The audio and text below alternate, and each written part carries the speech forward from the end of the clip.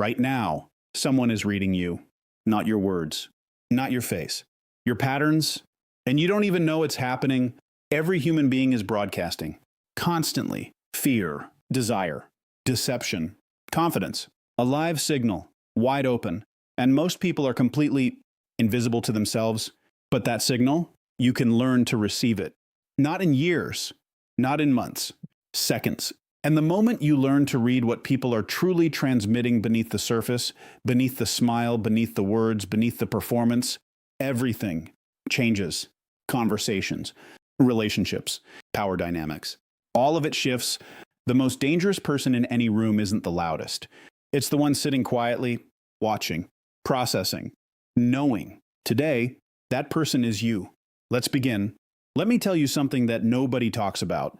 Every single day you are being read, not by machines, not by algorithms, by people. The person sitting across from you at the table, the stranger who passed you in the hallway, your coworker who smiled at you this morning, your partner who said, "I'm fine" last night. They are all reading you, and you are reading them. You just don't know you're doing it. See, the human brain is not a thinking machine. It's a pattern recognition machine. From the moment you were born, your brain started collecting data.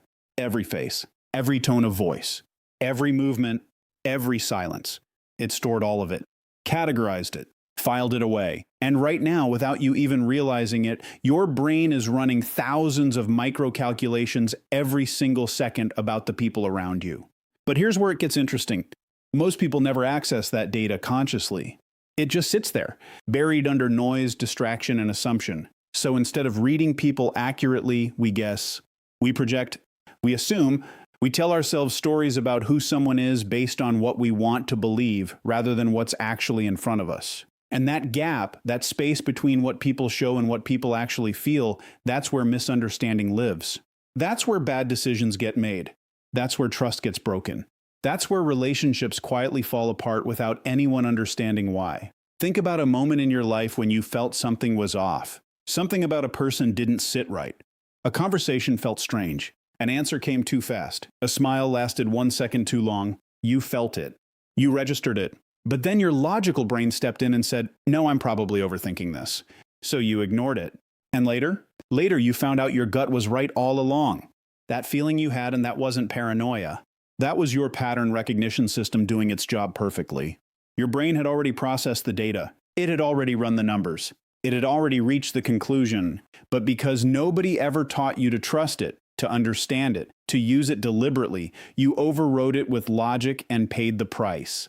This is what separates people who seem to just get other people from those who are constantly blindsided. It's not intelligence. It's not experience.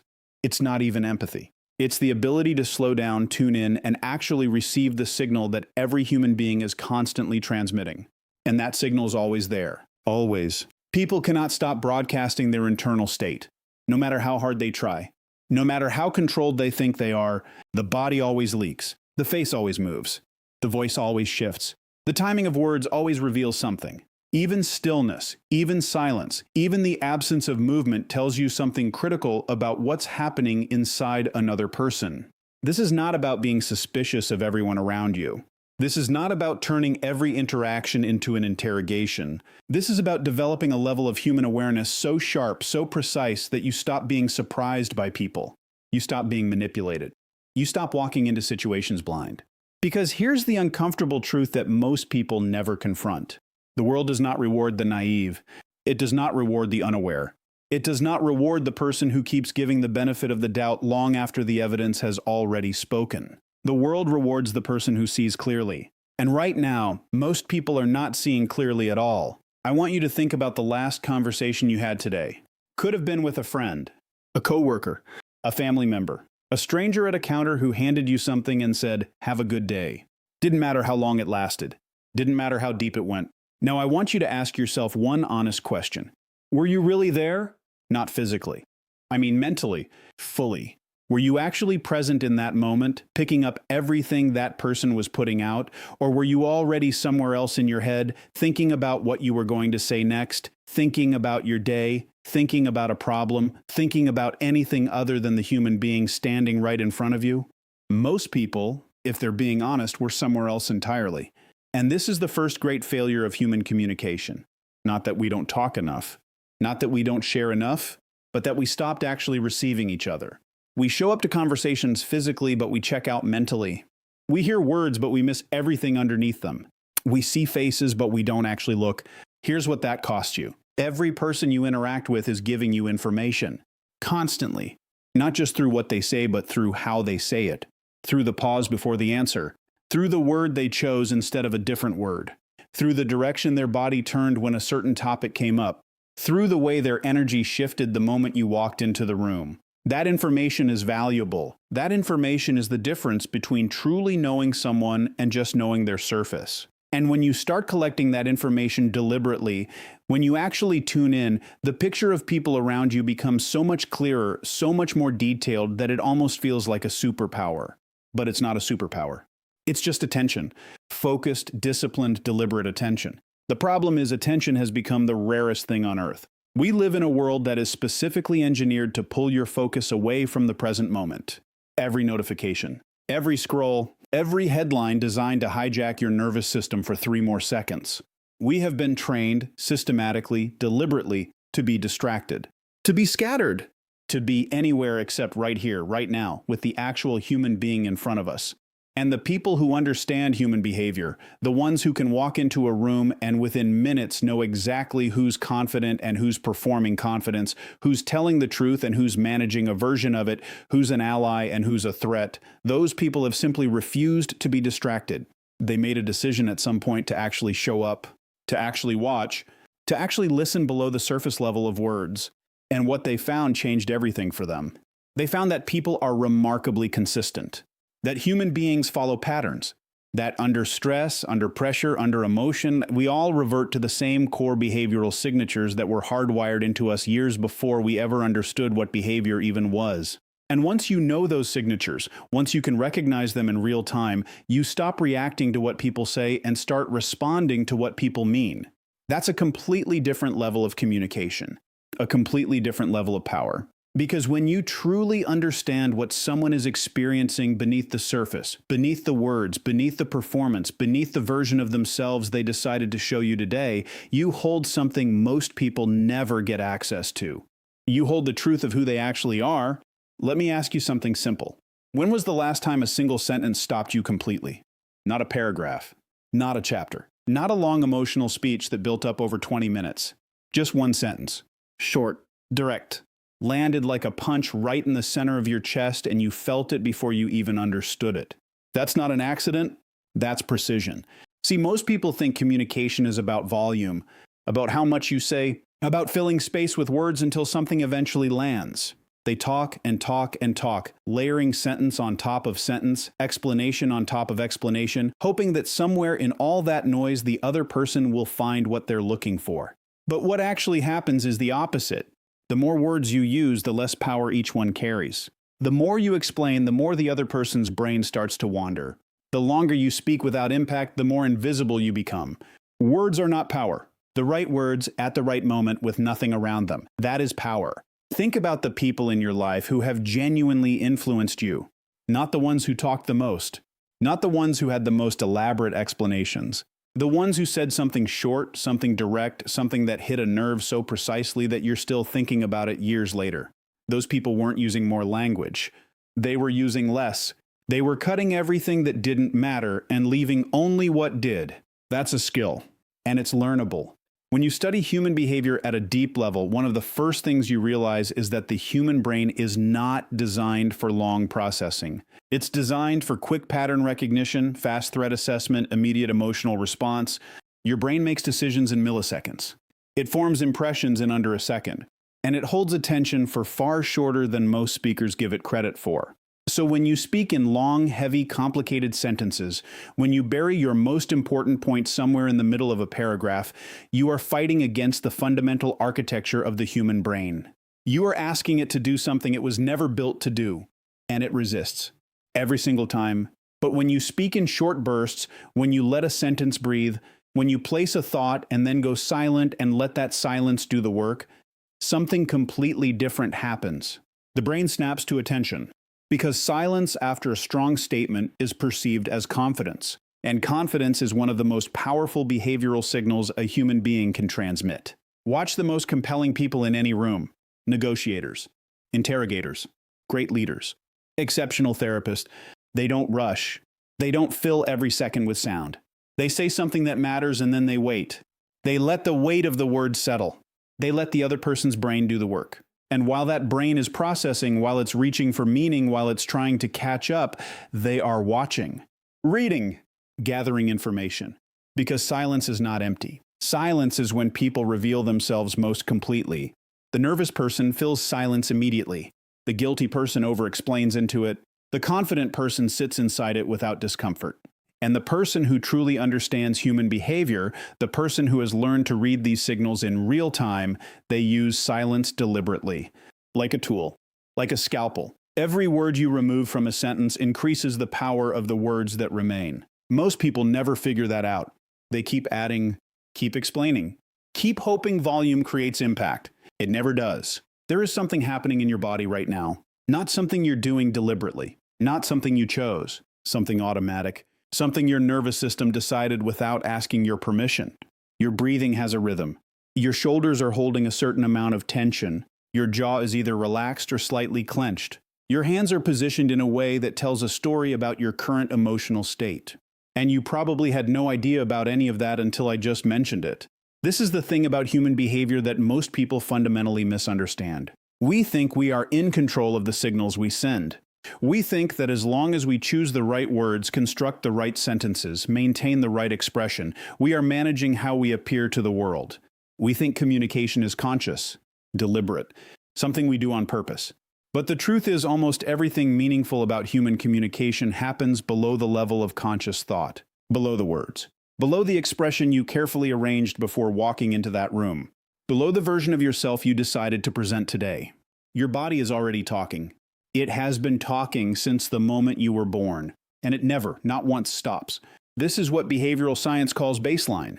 Every single human being has one, a natural resting state, a default way of holding themselves, moving through space, responding to stimulation when nothing unusual is happening. And that baseline is as unique as a fingerprint.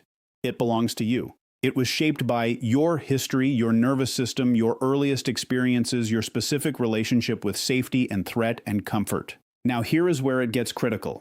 When something shifts, when something internal changes, when a topic makes you uncomfortable, when a question triggers something you weren't expecting, when a memory surfaces that you didn't invite, your baseline shifts with it. And that shift is visible. Not always dramatically. Not always, obviously. But to a trained eye, watching carefully, it is visible every single time. A micro-expression lasting less than a fifth of a second. A subtle change in breathing rate. A slight postural adjustment that the person themselves doesn't even register. A shift in blink rate. A change in the speed of speech. A word that gets chosen just slightly differently than every other word in the sentence. These are not random. These are not noise. These are the behavioral fingerprints of an internal state that the person never intended to share. And this is why reading people has nothing to do with one signal in isolation. A crossed arm means nothing by itself. A look away means nothing by itself. But a crossed arm combined with a postural shift, combined with a sudden drop in vocal warmth, combined with a change in sentence length, that cluster, that pattern, that specific combination of signals appearing together in response to a specific stimulus, that tells you something real, something the person never said out loud, something they possibly didn't even know they were communicating. Most people walk through their entire lives broadcasting their deepest fears, their truest desires, their real opinions, their hidden doubts, completely unaware. Not because they're careless, but because nobody ever taught them that the body keeps a separate account. That while the conscious mind is carefully managing the conversation, the nervous system is running its own parallel broadcast on a completely different frequency. And that frequency never lies. Words can be rehearsed. Stories can be constructed. Expressions can be practiced in a mirror until they look completely natural. But the body, the raw, unfiltered, deeply honest body, responds to reality. Not to the story you decided to tell. Not to the image you carefully built. To what is actually happening inside you right now in this moment. That signal is always there. And once you learn to receive it, everything you thought you knew about people starts to look very different. I want you to sit with something uncomfortable for a moment. Most people walking through life right now are operating blind. Not because they lack intelligence, not because they don't care, but because nobody ever handed them the tools to actually see what's happening around them. They move through relationships, through careers, through critical decisions, trusting surface information, accepting presented versions of people, believing what they're told because believing feels safer than questioning. And that comfort, that willingness to stay on the surface, costs them everything. Not all at once. Never all at once. It happened slowly. A bad partnership that showed warning signs 6 months before it collapsed. A friendship that drained everything and gave nothing back, and the signals were always there, but you didn't know how to read them. A negotiation where you walked away thinking you won and only later realized you never even understood what game was being played. A person who told you exactly who they were through their behavior, repeatedly, consistently, clearly, and you kept looking past it because you didn't have the framework to recognize what you were seeing. This is not about being paranoid. This is not about walking into every room assuming the worst about every person in it. This is about something far more important than suspicion. This is about clarity. There is a version of you that moves through the world with your eyes genuinely open. That sits across from someone and within minutes understands not just what they're saying, but what they mean. What they want, what they're afraid of. What they're hiding, not necessarily from you, but from themselves. That version of you makes different decisions, builds different relationships, walks away from things that would have destroyed you, walks toward things you would have otherwise missed entirely.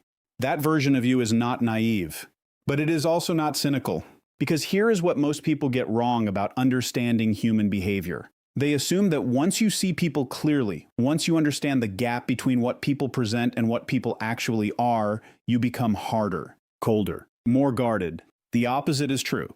When you can genuinely read people, when you understand why they do what they do, when you can see the fear underneath the aggression and the wound underneath the anger and the longing underneath the withdrawal, you don't become less compassionate. You become more, because you stop reacting to the surface performance and start responding to the actual human being underneath it. And that changes everything about how you show up in every relationship you have.